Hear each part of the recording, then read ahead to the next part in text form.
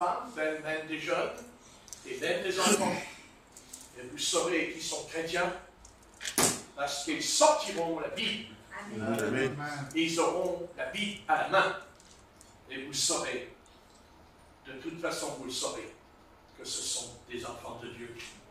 N'est-ce pas? Amen. Tout peut s'écrouler, tout s'en va, de toute façon tout s'en va par terre. Arrêtons de nous leurrer et de penser que ça va s'arranger. Mais il y a deux choses. Premièrement, ça ne peut pas s'arranger. Parce que derrière tous ces événements tragiques que nous sommes en train de vivre, il y a quelqu'un derrière, c'est Satan.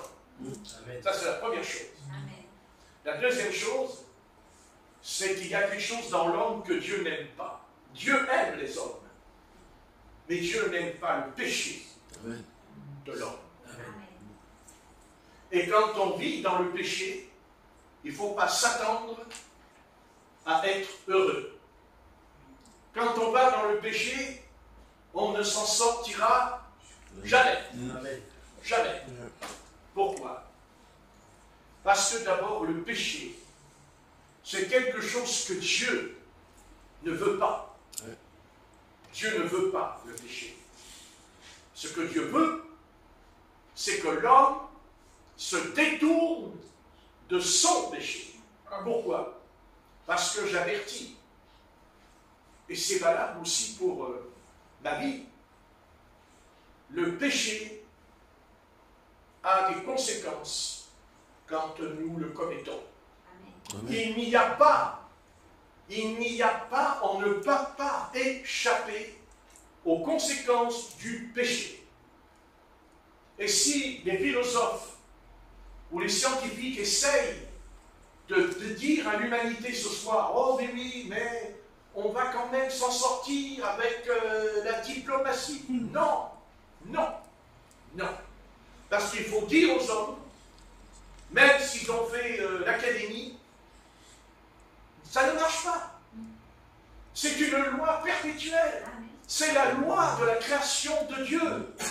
Si tu vas dans le péché, si tu vis dans le péché, il y aura des conséquences. Amen. On ne peut pas pécher et ne pas avoir des conséquences. Peut-être que ces conséquences ne se font pas jour tout de suite dans notre vie. Mais le péché nous rattrape tôt ou tard. Amen. Amen. C'est ça la Bible. Le message de la Bible, c'est que Dieu ne veut pas qu'on pêche. Amen. Parce que Dieu sait que le péché apporte la malédiction, apporte le malheur et la souffrance. Et on n'a pas besoin d'être théologien pour le comprendre. Parce que notre conscience nous enseigne. Même les inconvertis ont une conscience Amen. quand ils font le mal. Oui. C'est vrai. C'est ce que dit l'apôtre Paul dans l'Épître aux Romains. Amen. Le péché. Dieu, dès le commencement, n'a pas trahi Adam. Même si Dieu créa Adam innocent, il était pur, innocent. Et il ne savait pas ce que c'était que le péché. Mais Dieu n'a pas dit, je vais te créer et je ne vais pas t'avertir. Parce que Dieu savait que dans l'univers, il y avait quelqu'un, un être, qui est tombé dans le péché avant que l'homme tombe dans le péché. C'est Satan. Dieu le savait, Ézéchiel 28. Il s'est trouvé en toi de l'iniquité. Il s'est trouvé en toi de l'iniquité. Et son péché, et c'est ce péché terrible que Satan avait en lui, et que toutes les nations, elles ont ce soir entre elles. Et c'est pour ça qu'elles font déclencher la Troisième Guerre mondiale. L'orgueil. L'orgueil. Amen. L'orgueil. Ça sera celui qui sera le plus fort. Amen. Qu'est-ce qui a poussé les hommes à faire autant d'armes? Autant d'armes. Qu'est-ce qui les a amenés à posséder? Autant la science peut nous guérir. Elle a aussi son bon côté, comme Irène, qui était complètement démolie, et puis on l'a soignée et elle s'est relevée. Donc tout n'est pas mauvais.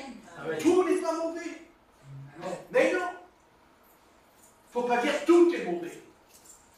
Dieu n'est pas contre la science. Au contraire, la science aujourd'hui est en train de confirmer ce que dit la Bible. Amen. Ils sont en train. Écoutez, je l'ai lu sur Internet. Amen. Il y a beaucoup de savants qui disent qu'il y a beaucoup de choses que c'est vrai dans la Bible maintenant. Alors qu'avant, ils ne voulaient pas. Ouais. C'est impossible. Qu'on n'arrive pas à comprendre toute la Bible, Dieu le sait.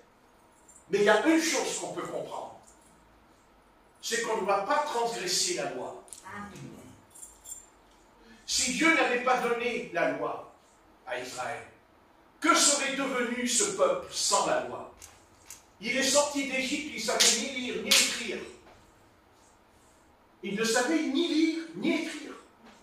D'abord, comment ils auraient pu? Ils n'avaient pas le droit d'apprendre à lire et à écrire. Mais non, c'était interdit. C'était un peuple complètement dans l'ignorance. Ils étaient tellement par terre qu'ils étaient prêts à retourner en Égypte. Ils étaient sortis et ils disent à Moïse, on va retourner en Égypte parce qu'il y avait des oignons, il y avait des légumes. Moi j'aurais dit, les oignons ça fait pleurer quand même. Hein? Non? Ouais.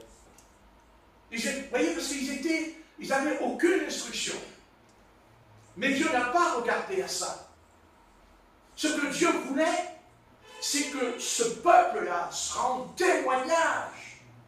Le témoignage que par les 10 commandements, Dieu n'a pas donné les 10 commandements à l'Égypte. Dieu n'a pas donné les 10... Attendez, l'Égypte, il y avait les pyramides et tout, une instruction énorme. Mais Dieu ne leur a pas donné la loi. Dieu ne leur a pas donné les 10 commandements. Il l'a donné à un peuple qui était plus de 2 millions quand ils sont sortis d'Égypte, c'est marqué dans les hommes. Mais pour que Dieu leur donne la loi, il a fallu qu'ils acceptent d'obéir, c'est-à-dire de sortir du monde, de sortir de l'Égypte. Et c'est ça, le drame de l'Église ce soir, c'est qu'elle a un pied dans le monde. Elle a un pied dans le monde. Elle est dans le monde, comme Israël dans l'Ancien Testament. Et elle aura des comptes à rendre. Et vous savez où c'est qu'on rendra les comptes? Ben, je vais vous le dire. Dans l'Apocalypse, chapitre 7. Apocalypse, chapitre 7. Chapitre 7. Donc on ne touchera plus là-haut. Non. On a tous tout, hein. Chapitre 7. Oui, chapitre 7.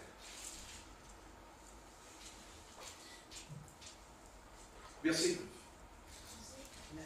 Apocalypse, chapitre 7, et verset 9. Et vous savez, ce qu'on va lire, c'est un avertissement ce soir. Et cet avertissement, moi, il me fait trembler. Ce que nous allons lire doit nous faire trembler, doit nous faire réfléchir.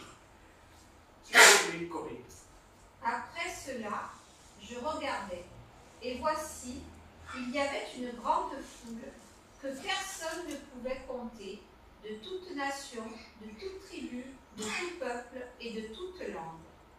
Ils se tenaient devant le trône et devant l'agneau, revêtus de robes blanches et des palmes dans leurs mains. Et ils criaient d'une voix forte en disant: le salut est à notre Dieu qui est assis sur le trône et à l'agneau. Et tous les anges se tenaient autour du trône et des vieillards et des 4 êtres vivants. Voilà, on va s'arrêter là parce que c'est un peu long, c'est moi qui me suis mal pris. Mais on va lire le verset 13. Et l'un des vieillards prit la parole et me dit: ceux qui sont revêtus de robes blanches, qui sont-ils et d'où sont-ils venus? Je lui dis: mon Seigneur, tu le sais. Et il me dit: ce sont ceux qui viennent de la grande tribulation. Ils ont lavé leurs robes et ils les ont blanchies dans le sang de l'agneau. Amen. Amen. Bien. Alors là, bien sûr, hein, celui qui ne connaît pas la Bible, il se dit c'est formidable. Ils ont lavé leurs robes, c'est qu'ils sont sauvés. Tout va bien. Oui, bien sûr qu'ils sont sauvés. Et bien sûr que leur vêtement a été lavé. C'est pas fait encore, ça va se faire. Parce que ça, c'est une prophétie qui ne s'est pas encore accomplie. Et elle va s'accomplir. La différence, c'est que moi, dans cette prophétie, je n'ai pas envie de me trouver. Je n'ai pas envie de me trouver dans cette phalange. Je n'ai pas envie de me trouver dans ce groupe. Parce qu'il faut lire ce qui est écrit. Il y a une voix qui crie, d'où vient cette foule? D'où elle vient cette foule? Et la réponse, elle vient de la pas de la tribulation, de la grande tribulation. C'est-à-dire qu'elle a été écrasée, démolie, frappée par l'Antéchrist. Parce que la grande tribulation, c'est quand l'Antéchrist vient. Donc il y a deux solutions. Soit ce soir, on lave notre robe ce soir, mais on ne la lave pas une fois. On la lave tous les jours. On se met en prière. On la lave parce que quelle différence il y aurait entre nous et le monde s'il n'y a pas la sainteté en nous. Amen. Pourquoi l'Église? Parce qu'il y a deux églises sur la terre aujourd'hui. Il y a l'Église qui est spirituelle et il y a l'Église qui est charnelle. L'apôtre Paul nous le dit dans l'Épître aux Galates au chapitre 5. Il nous avertit, il nous met en garde. Il y a l'homme charnel et l'homme spirituel. L'apôtre Paul ne dit pas que l'homme spirituel n'est pas sauvé. Mais, je vous l'ai dit tout à l'heure, le péché a ses conséquences. Le péché a toujours un revers de la médaille. Vous connaissez le revers de la médaille. Alors, qu'est-ce qu'on fait? Est-ce qu'on va être dedans? Est-ce qu'on va être dedans? Est-ce qu'on va être dans cette foule? Ou est-ce que nous allons être enlevés avant pour ne pas être cette foule? Amen. C'est important. D'accord, ils ont lavé leur robe, mais à quel prix? À quel prix? Qu'est-ce que dit l'Apocalypse chapitre 13? Il dit que l'Antichrist leur fera la guerre et les vaincra. C'est de cela qu'il est parlé ici. C'est d'eux qu'il est parlé là. Bien sûr, le Seigneur les ramène, il est avec lui. Mais à quel prix? À quel prix?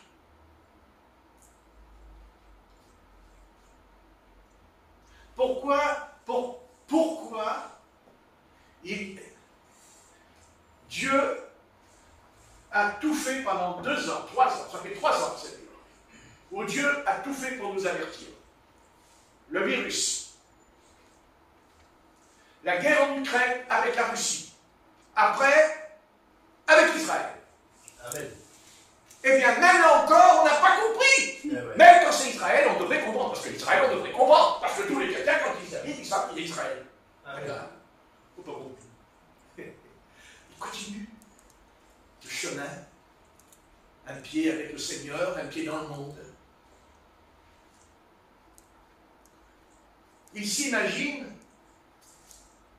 que, non mais ils pensent qu'ils peuvent faire ce qu'ils veulent. Mais c'est impossible. C'est impossible. Parce que Dieu n'a pas épargné Israël. Il n'a pas épargné Israël. Quand, à chaque fois qu'Israël est descendu dans le monde, Dieu ne l'a pas épargné. Et pourquoi voulez-vous que lui nous épargne? Pourquoi? Mais Est-ce qu'ils ont été épargnés là dans le passage? Est-ce qu'ils ont été épargnés là?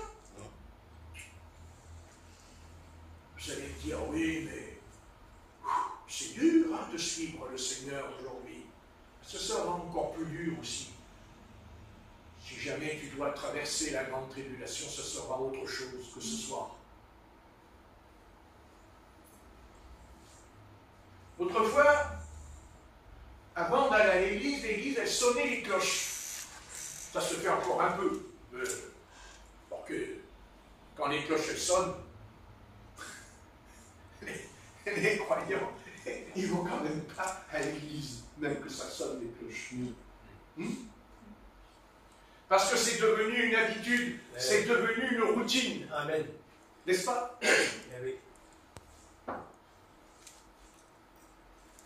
Mais quand j'entends les cloches qui sonnent, surtout à 7 heures du soir, ce qu'on appelle l'Angélus. Vous savez, ce tableau, c'est l'Angélus. Vous savez que c'est l'Angélus, ce tableau. C'est-à-dire que là, ils sont dans les champs, ils travaillent. Et à 7 heures, il y a les cloches qui sonnent. Et qu'est-ce qu'ils font, les paysans, là? Qu'est-ce qu'ils font tous les deux, là? Ils se mettent en prière. Vous voyez? Ils sont en prière. Amen.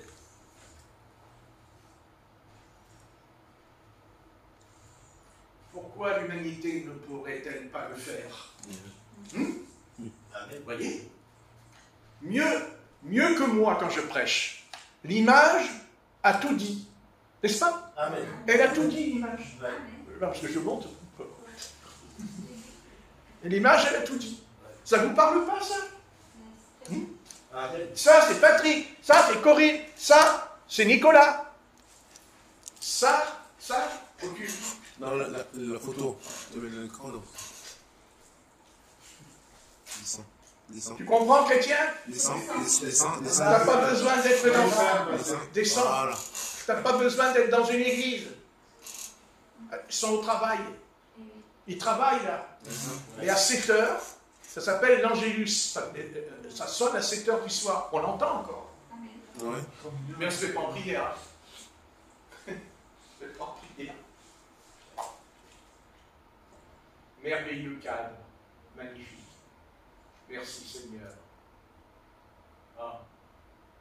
Je pense que ce couple a dû exister. Il a été éteint. N'est-ce pas? Amen. Ah oui. Mais vous savez, ça remonte des siècles. Mais ça nous parle ce soir au XXIe siècle. Comme quoi Dieu a veillé sur ce cadre. Amen. Il n'est pas jeune, le cadre là. Quand on voit l'image, mais elle parle. Voyez. Il arrive à un moment donné, il faut s'incliner. Amen. Vous voyez, il baisse la tête, il s'incline, il regarde la terre, parce qu'il travaille la terre, mais ils savent que c'est Dieu aussi qui fait pleuvoir, qui fait pousser, Amen. et il le remercie. Oh oui. Mais ça, aujourd'hui, ça nous passe par-dessus la tête, mais aussi il y a des conséquences. Il faut que l'humanité sache qu'il y aura des conséquences. Et ces conséquences, eh bien, elles ont... Oh, c'est pas la première fois qu'il y a des conséquences.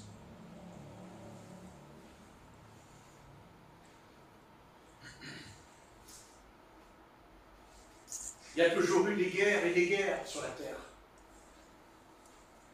Mais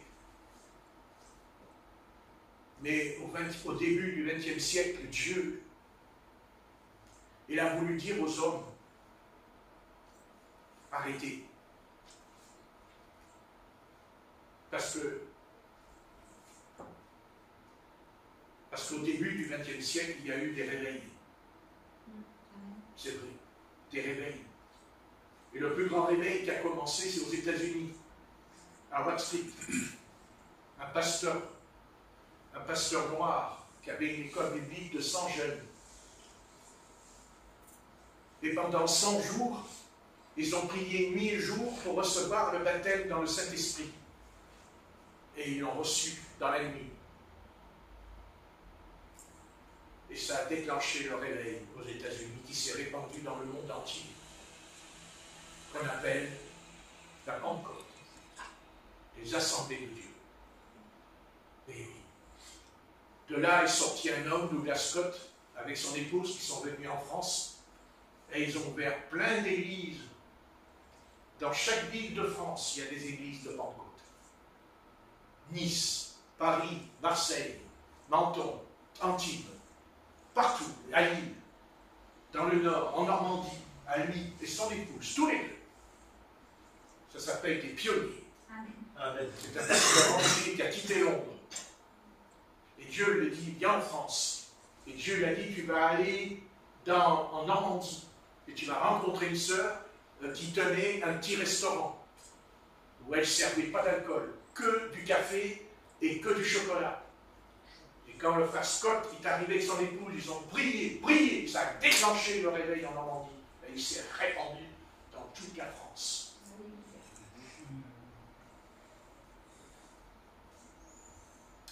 Mais pendant 30 ans, avant que Scott arrive ici, il y a une sœur âgée, qui a prié pendant 30 ans. 30 ans, toute seule, elle a prié dans sa chambre pour qu'il y ait un réveil en France. Et croyez-moi que s'il y a un pays qui a besoin d'un réveil, c'est bien de nous. Amen. Je dis pas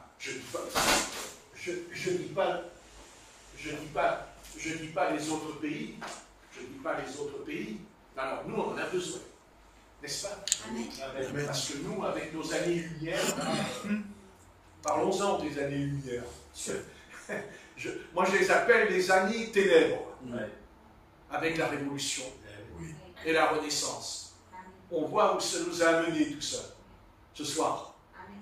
À avoir une génération d'homosexuels, avoir une génération de jeunes à 12 ans qui couchent ensemble en allant à l'école. C'est bien, c'est très bien. Le pays va marcher droit. Mais qu'ils sachent une chose, qu'ils comprennent bien cette chose, qu'ils comprennent bien cette chose. Parce que vous savez, ils pourront faire comme le coq là, qui a chanté, n'est-ce pas, le matin, là, au sujet de l'apôtre Pierre. Vous savez, je n'ai pas de diplôme, je n'ai rien. Moi, je suis un homme simple. Mais l'Esprit de Dieu qui est dans ma tête, il m'a toujours dit, de toute façon, et c'est valable pour tout le monde, le péché a ses conséquences. Et le péché, il peut détruire un homme, il peut détruire une femme qui pêche tout seul, mais il peut détruire tout un peuple, il peut détruire toute une région, il peut détruire même des nations, le péché. Parce que le péché, ce n'est pas un cadeau. Hein. Ce n'est pas un cadeau. Hein. Ah non, parce qu'Adam, il ne nous a pas fait un bon cadeau. Hein. Il aurait mieux fait de ne pas tomber, celui-là. On n'en serait pas là ce soir. On n'aurait pas le rhume, on n'aurait pas la grippe, on n'aurait pas mal à la gorge, on n'aurait pas mal aux yeux, on n'aurait pas besoin de lunettes. C'est ça que je n'essaie pas de vous faire avaler quelque chose. Je vous dis que si vous arrivez bien à comprendre, même quand vous allez voir ce qui va se passer, parce que ça va tourner vinaigre. Mais souvenez-vous ce soir que vous direz à l'humanité, vous direz à ceux qui vous entourent, parce qu'ils vont dire, mais on n'y comprend rien. Mais vous devez dire, non, mais nous, on a compris. Nous, on a compris. Nous, on va vous expliquer pourquoi ça va mal. On va vous expliquer pourquoi il y aura la guerre. Dieu a tout fait pour nous avertir. Mais bon sang, mon Dieu, tu as tout fait. Tu nous as envoyé, écoutez, la guerre de 14-18. Combien de morts? Il y a même, attendez, même au sein de la guerre, il y a eu la grippe espagnole. Mais oui, mais ils n'ont pas compris. Non. Au contraire, quand cette guerre s'est terminée, en 1918, quand il y a eu l'armistice, le 11 novembre, qu'est-ce qu'ils ont fait les hommes après? Ils ont ouvert la porte au péché. Ils ont ouvert la porte au péché. Mais le péché, lui, il est devenu encore plus important par rapport à quoi? À la technologie, à la science. Oui, c'est vrai. Regardez, expliquez le problème. Quand vous parlez avec les inconvertis, expliquez-leur cette vérité. Ils vont vous écouter, hein, parce qu'ils sont en plein dedans. Ouais. on a le smartphone, on a le portable. Mais le péché, quand on avait le simple téléphone, il n'y avait pas ce qu'il y a maintenant. Non. Amen. Ça veut dire que plus on va dans l'évolution des connaissances modernes, plus on est dans le péché. On ne peut pas le séparer. Mais c'est vrai en plus. Amen. On ne peut pas. Amen. Et pourquoi on ne peut pas? Parce qu'il faut essayer de comprendre la source du péché. Sa source. Et le péché prend sa source où? Dans le jardin d'Éden. C'est-à-dire dans l'arbre de la connaissance du bien et du mal. Car dans la science, il y a le bien et le mal. Mais il y a aussi le bien. Mais Dieu ne voulait pas. Il ne voulait pas quoi, Dieu? Il ne voulait pas de mélange. Amen. Dieu ne veut pas le mélange. Le mélange. Dieu ne voulait pas que les deux sources se mélangent. Dieu voulait une seule source. Une seule source. Une seule. Là, je vais vous faire rire. Une seule sauce. Sauce tomate. Il y en a qui aiment bien la sauce tomate. Hein, je ne sais pas, mais je crois qu'il y en a qui aiment bien la sauce tomate. Ah, on dit Amen. Hein. Et un peu le peuple de Dieu. Amen, sauce tomate. Mais c'est très bien, parce que je sais qu'il aime la sauce tomate. Ah oui, oh mais oui, il aime la sauce tomate. Hein. Oui. Ouh, j'ai mangé quelques fois avec lui. Je lui dirai, calme-toi. Et surtout quand il y a des frites. Les frites, un roi à la sauce tomate. Elles sont baignées dans la sauce tomate avec ce frère. Et après, que c'est ce qu'il fait? Eh bien, il traverse le Vieux-Port en courant. Ah oui. Il a mangé la sauce tomate. Et ce soir, il va rentrer, il va manger ketchup. Et lundi, il n'a plus le rhume. Plus d'angine. Il n'a plus rien. Ne voulez pas quand même au magasin acheter sauce tomate. Hein? Laissez pour vous expliquer une image. Une image. Chaque sauce a son odeur, a un goût. Vous ne pouvez pas faire autrement. La sauce tomate, c'est de la sauce tomate. C'est pas autre chose. La béchamel, c'est pas autre chose. Mayonnaise. Comment? La mayonnaise. La oula, ouh, oula, on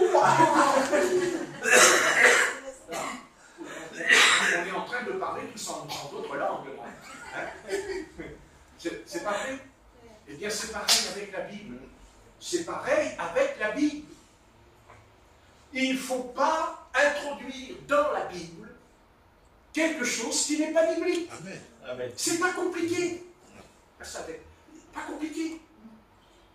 La Bible, elle est pure. Elle est pure. La Bible, elle est pure. C'est la parole de Dieu. La Bible, elle est pure. Pure.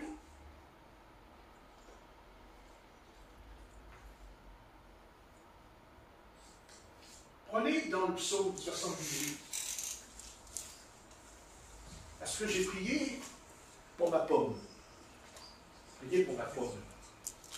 J'ai demandé au Seigneur hier, enfin dans la nuit, et bon, qu'est-ce que je dois faire, moi?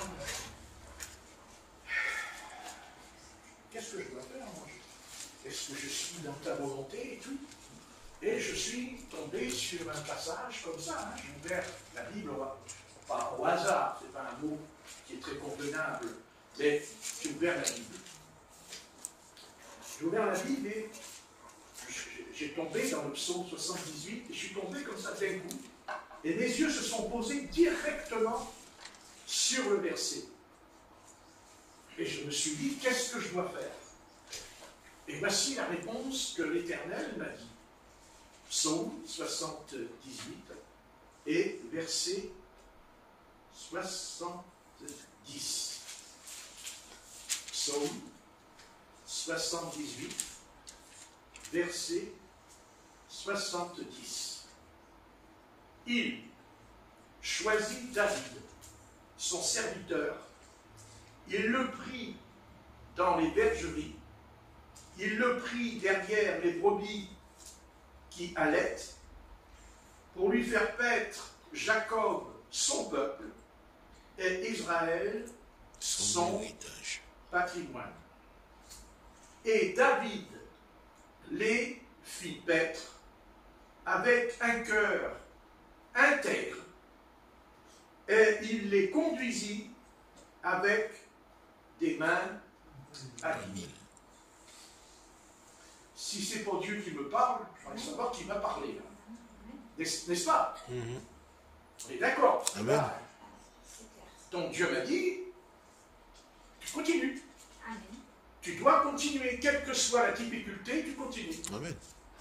Parce que il choisit David, son serviteur. Il le prit dans les bergeries. Moi, il m'a pris derrière les vitres, n'est-ce pas? Parce que j'étais la peur de vitres, c'est vrai. Voilà. Et donc, maintenant, Dieu dit que David fit paître, mais avec un cœur intègre. Et il les conduisit avec des mains habiles. Vous voyez, malgré tout ce qu'il a pu, malgré son péché, parce qu'il a péché, et il aurait même dû mourir. Hein, vous savez qu'il aurait dû mourir ce qu'il a fait. Mais Dieu lui a laissé la vie parce qu'il a vu en lui quelque chose. Quelque chose en lui, c'est que... Qu'est-ce qu'il a vu dans David? Qu'il était intègre. Intègre. Oui. Parce qu'il était intègre. Donc dites, il était intègre après avoir volé la femme d'Uri, le Héthien. C'est ça pour toi être intègre? Il était intègre. Parce que quand Nathan lui a dit, quand il lui a prêché sur l'homme riche qui a volé la brebis, qu'est-ce qu'il fait David? Il reste assis sur le trône et il s'en fout? Non. Non, il se lève, il prend son armure, il met son épée et il dit à Nathan, nous allons aller voir cet homme et il va la rendre la brebis qu'il a volée. Donc il est intègre. Amen. Parce que lui, il n'a pas accepté non plus que le riche, mais Dieu lui dira, mais cet homme, c'est toi. Cet homme, c'est toi. C'est toi. Et David était intègre, mais il était aveugle. Parce que je crois qu'il était aveuglé, là. Amen. Je ne crois pas qu'il y a eu quelque chose en lui qui l'a rendu aveugle. Amen. Il était aveuglé. Et qu'est-ce qui l'a rendu aveugle? La convoitise. La convoitise. Ah oui. Il a fait exactement comme Ève. Quand Ève, elle tombe, et dit, lisez bien Genèse 3, elle regarde l'arbre, vous lirez. Et elle trouva... elle a vu. Agréable à la vue. Elle a vu d'abord. D'abord la vue. D'abord la vue. Ah oui. Et qu'est-ce que dit le prophète Jérémie? Je ne mettrai rien de mauvais sous les yeux, dit le prophète Jérémie. Donc, il faut faire attention à ce qu'on regarde.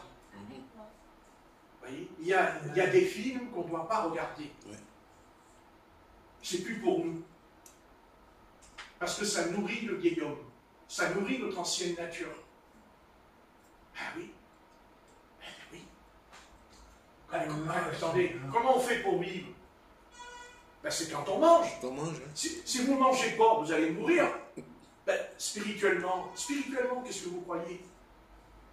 Si nous mangeons dans l'assiette du monde, si nous mangeons les rudiments du monde, nous allons être infectés.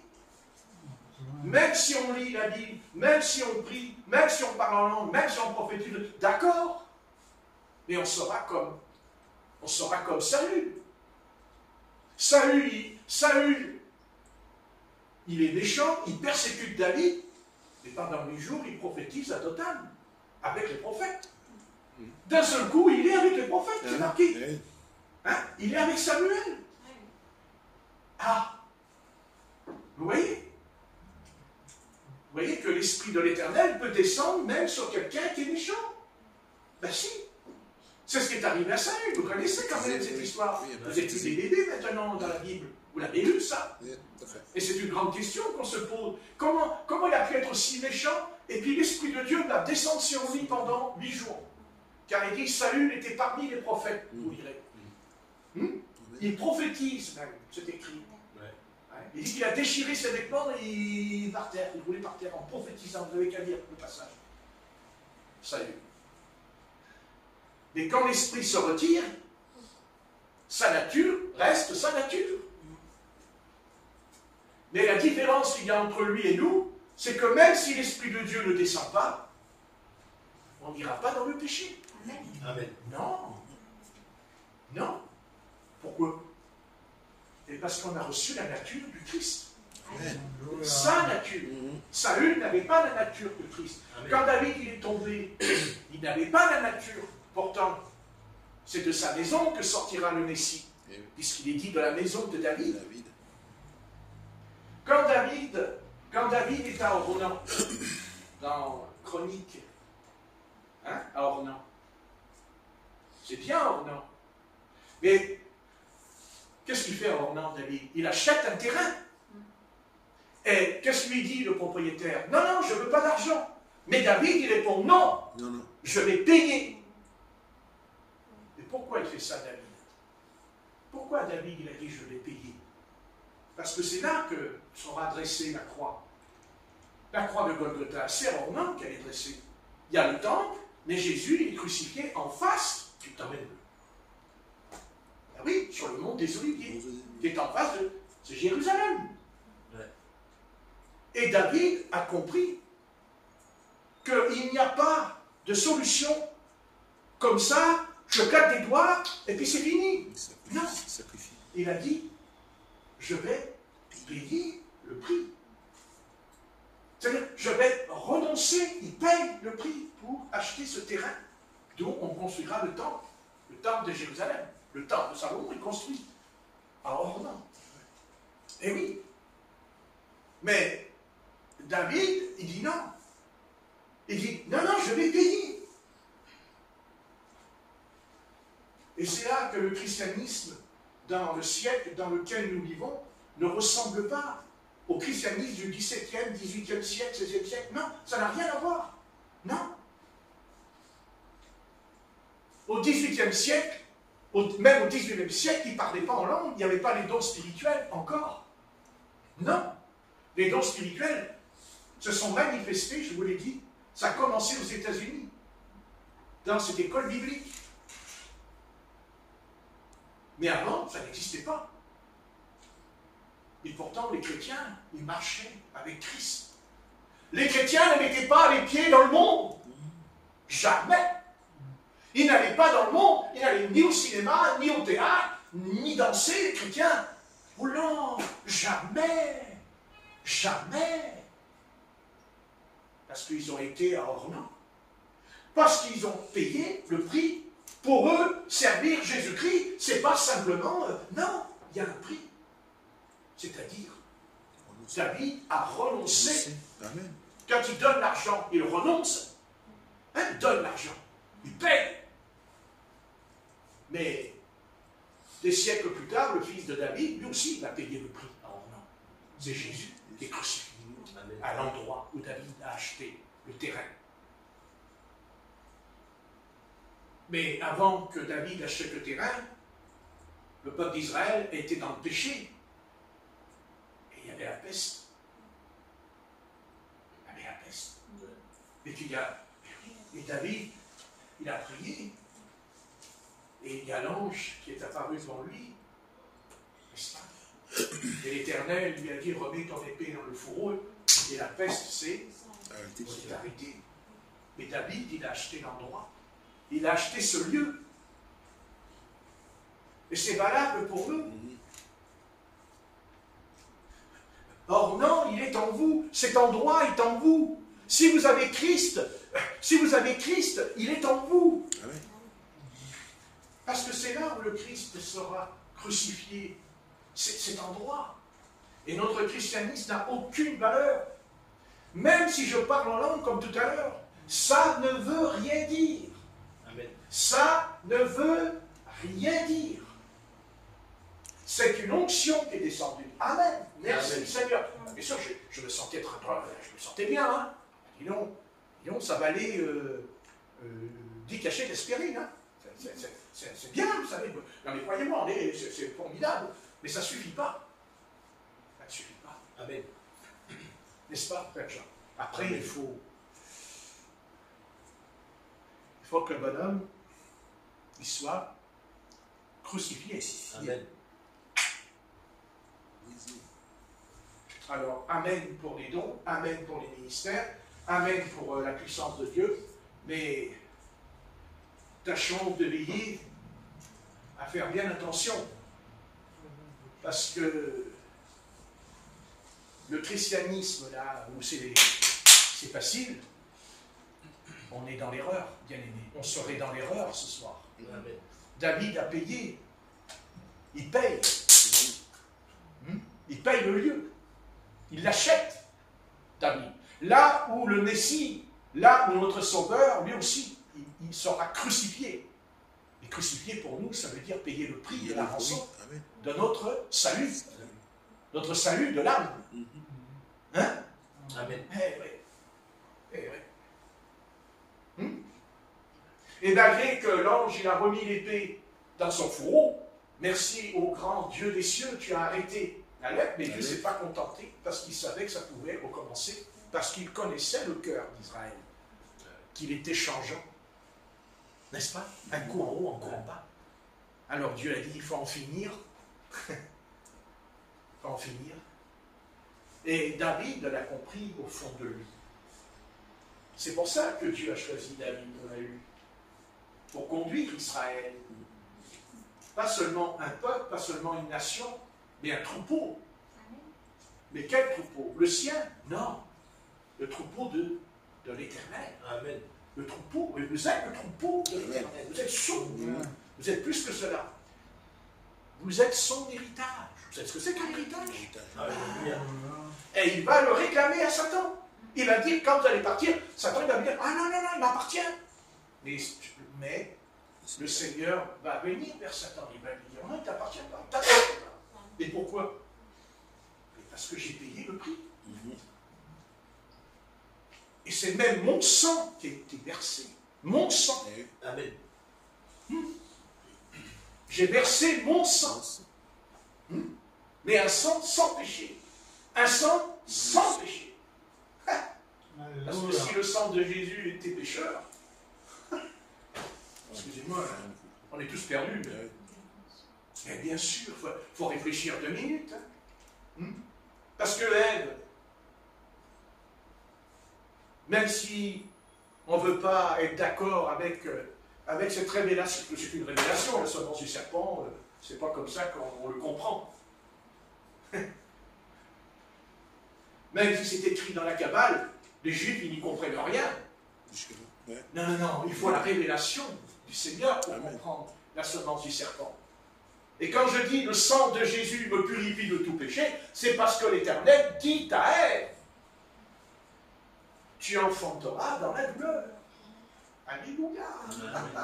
Alléluia. Tu enfanteras dans la douleur. Et tu auras, vous les sœurs, les règles. Les règles. La règle. Non, c'est pas les règles, c'est une règle droite. Ouais.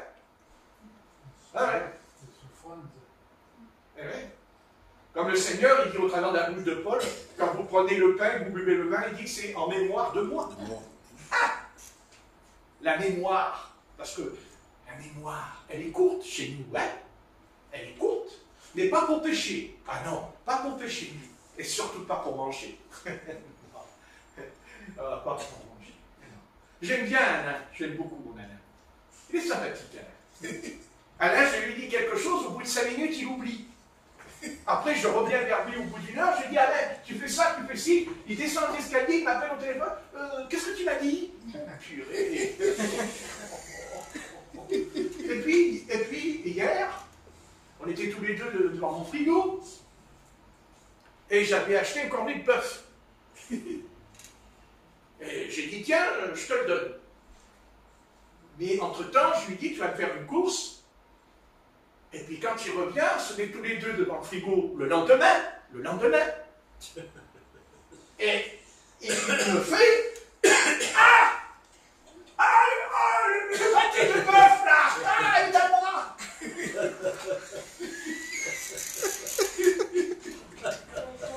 La mémoire, il fonctionne comme le frère.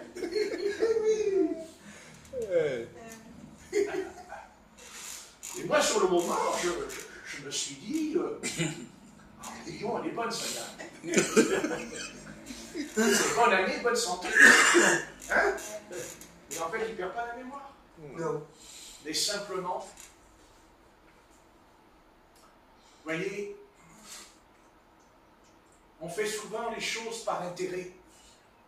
L'intérêt. Mais on ne sert jamais le Christ par intérêt. Vous ne serez jamais un serviteur ou une servante de Dieu si vous agissez par intérêt. On sert le Seigneur et on n'est pas intéressé. Non. Non. Non, non, c'est pas ça. La faille qui est en nous, c'est de se poser la question comme le Seigneur a posé la question à Simon-Pierre. Le Seigneur traverse les murs, n'est-ce pas? Amen. C'est fantastique, hein? Oh là là, le Seigneur il a traversé les murs. Oh là là, il a traversé les murs. Alléluia, alléluia, alléluia. Il y aurait eu le baptême du Saint-Esprit, je crois qu'ils auraient tous parlé en langue dans la chambre. Alléluia.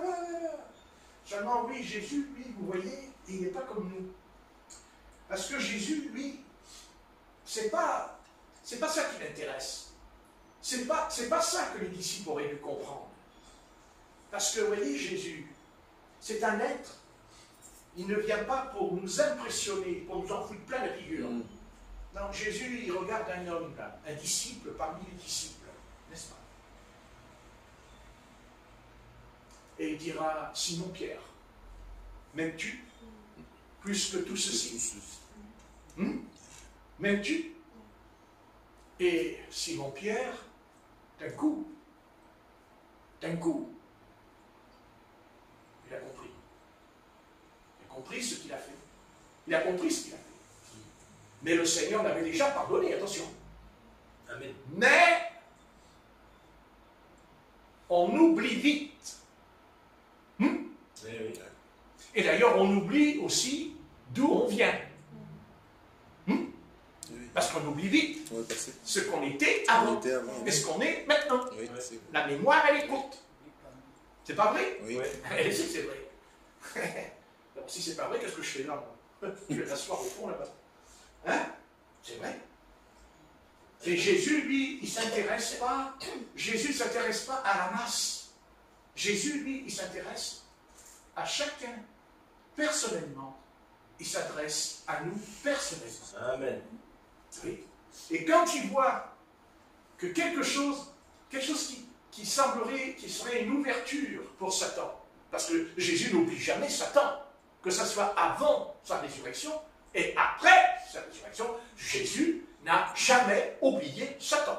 Jamais. Par contre, l'Église aujourd'hui, Satan, elle l'oublie. Hein. Ah oui, elle l'oublie. Hein. Oui, d'ailleurs, elle est même incapable de chasser les démons, d'ailleurs. Vous voyez qu'elle l'a mis de côté. Seulement, vous voyez, l'Église du Seigneur, elle ne peut pas l'ignorer. Parce que nous avons compris qu'il ne nous ignore pas. Amen. Oui. Il ne nous ignore pas. Si vous croyez que Satan nous ignore, vous faites beaucoup d'illusions. Satan ne nous ignore pas. Et n'oubliez pas que dans Marc, il est écrit qu'il a laissé tranquille le Seigneur pendant un temps. Oui. Mais qu'il est revenu, le coco. Et le coco, il est revenu. Favorable.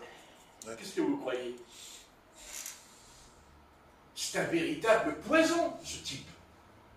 Oui, Le mal. c'est un poison, c'est le mal, tu as raison, mais c'est aussi une personnalité. Oui, parce que le mal, les païens, ils diront, oui, c'est le mal, mais le mal. Mais non, Satan, c'est pas que ça le mal, c'est une personne. Une personne.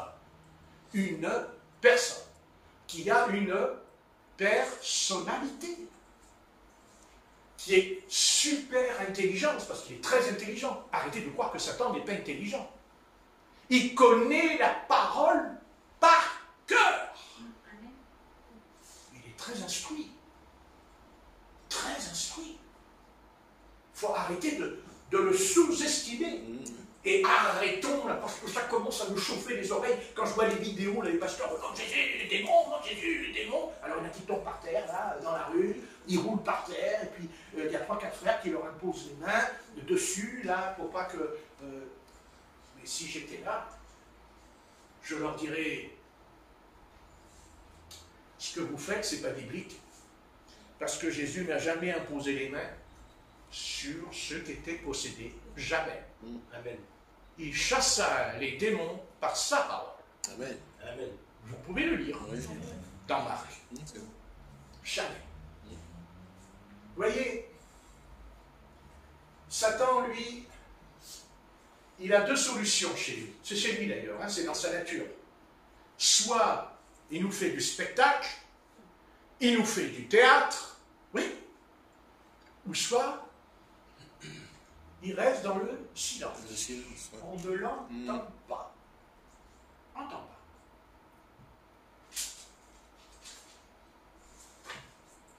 Donc, comment trouver l'équilibre entre ce que je viens de dire? Il reste dans le silence ou alors il fait son théâtre. Parce que n'oubliez jamais que Satan est théâtral, plus que vous ne pourriez l'imaginer. Et c'est un très grand comédien. C'est bon. Car tout est dans l'apparence chez lui. Mais il est rusé et malin en même temps, et calculateur, car rien ne lui échappe. Rien, même pas les textes bibliques, car il dit à Jésus, il est écrit, il est écrit, il est écrit. Vous lirez, dans Luc 4. Il est écrit. Mais, il y a quelque chose qui dérange Satan ce soir. Ça c'est sûr. Ah oui. Quelque chose qui ne peut pas souffrir en lui. Ah oui, elle me le dit. Seigneur. C'est l'onction du Saint-Esprit. Voilà. Hein? Amen. Ça vous va? Voilà ce que Satan ne supporte pas. L'onction. J'ai dit l'onction. Je ne parle pas de la doctrine du Saint-Esprit. L'onction, c'est-à-dire la présence divine Amen. qui descend dans l'atmosphère.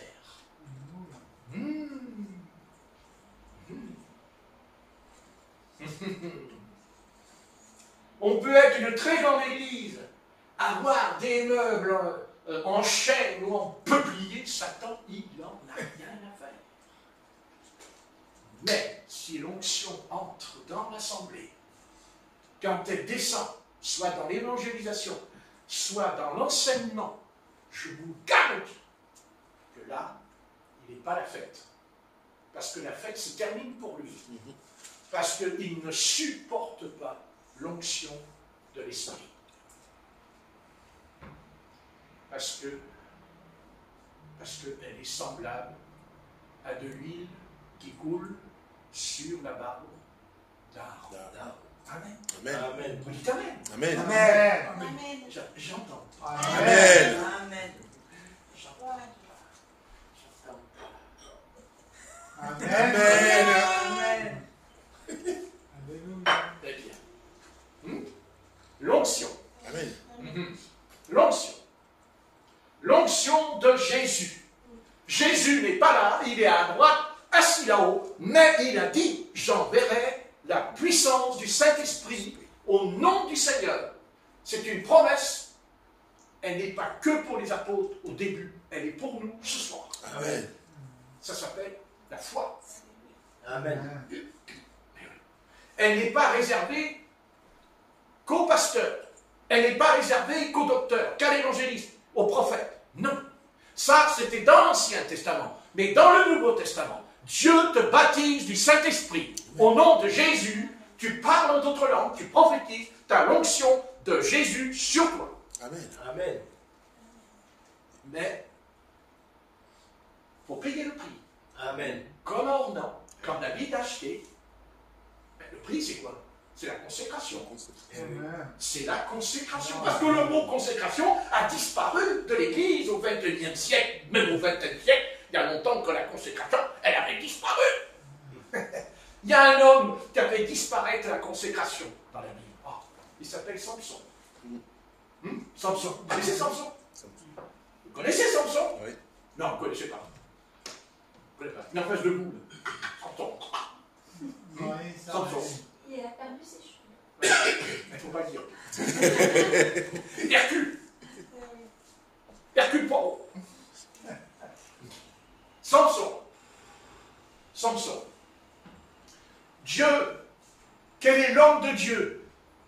Quel est l'homme dans la Bible? Il y a eu Élie, il y a eu Moïse, il y a eu les juges, 14 juges, dont Samson fait partie. Il y a eu des prophètes puissants. Mais jamais, jamais après lui, il y a eu un homme comme Samson. C'est pas vrai. Jamais. Jamais. Il a pris le lion, il a déchiré le lion avec ses mains. Jamais. Avec une mâchoire d'âne, il a détruit 1000 Philistins. Avec une mâchoire d'âne. Il a massacré 1000 Philistins sur le champ de bataille. Quand il avait les mains liées avec des cordes, n'est-ce pas? Le feu est descendu du ciel. Il a brûlé les cordes qui étaient sur les mains, sur la poignée de Samson. Les cordes. C'était brûlé. Il a passé la nuit avec une prostituée. Il n'est pas dit qu'il a couché avec elle. Attention. Hein? Il est dit qu'il a passé la nuit avec elle. Le matin, il est sorti. Il a attrapé la porte de la cité. Il a démonté la porte. Il est monté sur la porte sur la montagne. Écoutez, un athlète n'aurait pas pu le faire. Et lui non plus. Et lui non plus. Amen. Car si vous croyez que Samson était musclé, vous vous trompez. Amen. Parce que c'est pas vrai. Il était comme moi, physiquement. Non, non, je vous promets. Ils ont retrouvé des documents, il était comme moi, simple, petit. Ah ouais. Et l'onction de Dieu. L'onction de Dieu descendue sur lui. Oh. Mais c'est un homme qui confondait aussi la chair et l'esprit en lui. Parce qu'un jour, il a pris des renards. Hein, vous savez qu'il a pris des renards, il a mis le feu au champ des Philistins. Mais il n'est pas dit l'esprit de l'Éternel saisit Samson. Là, c'est pas écrit. Car à chaque fois que Samson est conduit par le Seigneur, il dit l'esprit de l'Éternel saisit Samson. Amen. Mais pas toujours.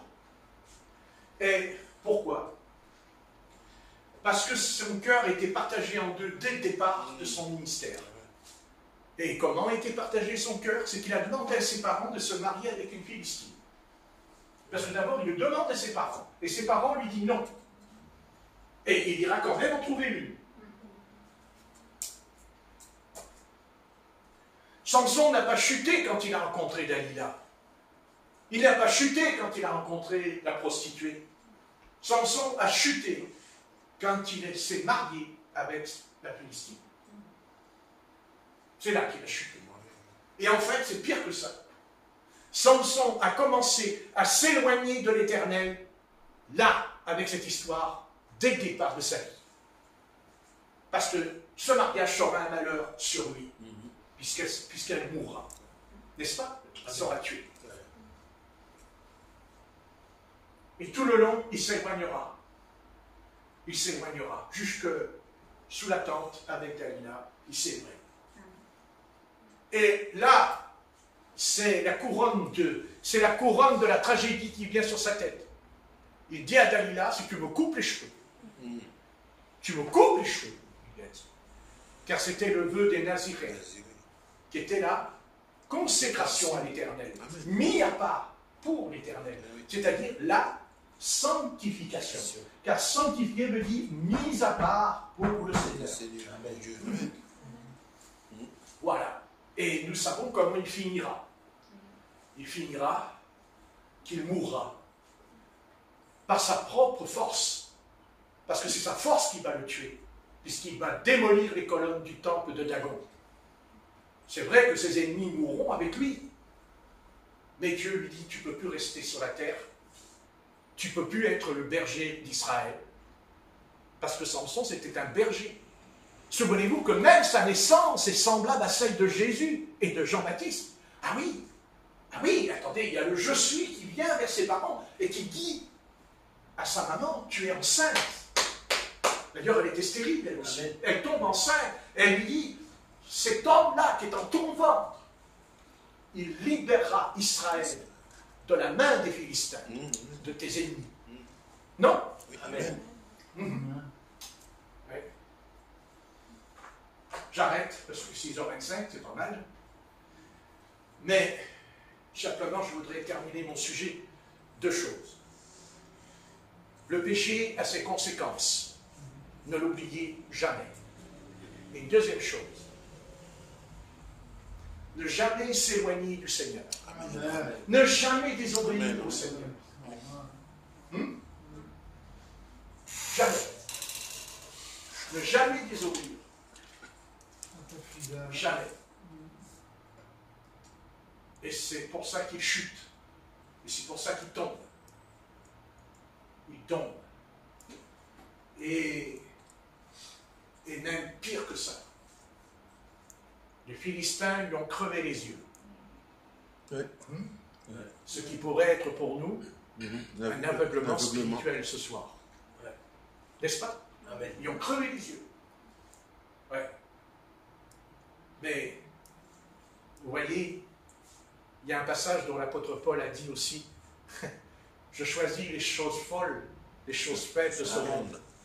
Et malgré que Samson a eu les yeux crevés et qu'il a tourné la meule dans la prison pendant un certain temps, croyez-moi, mais quand il sortira, Dieu lui dit, c'est vrai, moi je vais montrer maintenant que, tu vois Samson,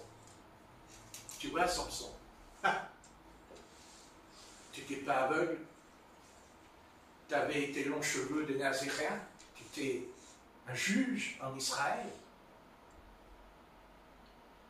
Oui, regarde.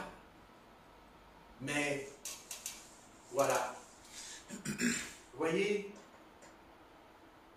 c'est le problème de chacun de nous. Il aima plus Dalila que l'Éternel. C'est pas qu'il n'aimait pas l'Éternel, c'est non, mais plus. C'est ça. Et c'est ça le danger qui nous guette. Amen. C'est d'aimer les choses du monde plus Que l'Éternel. que le Seigneur. Amen. Eh oui, et c'est un piège. Bien. Oui, c'est un piège. Le Seigneur est jaloux, vous savez. C'est écrit. Amen. Il est jaloux. Dieu est un Dieu jaloux. Ah oui. Ah oui. Ah oui. Vous savez ce que c'est que la jalousie, hein? La jalousie. On peut tuer quelqu'un dans les jaloux. Ah Et oui. Dieu, c'est pareil. Hein? Il zigouille. Il zigouille. Il en a zigouillé, vous savez. Il a même zigouillé Israël, dis donc, pendant...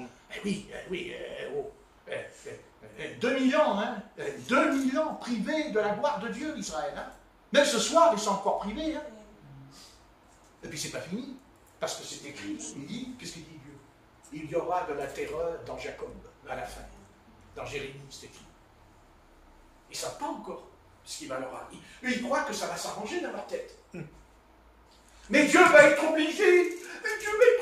De les faire souffrir. Ils vont mourir. Jusqu'à ce qu'ils viennent vers le Dieu de Jacob. Vers le Dieu d'Abraham, d'Isaac et de Jacob. Pas en théorie, comme ils le font dans les synagogues le samedi, comme nous.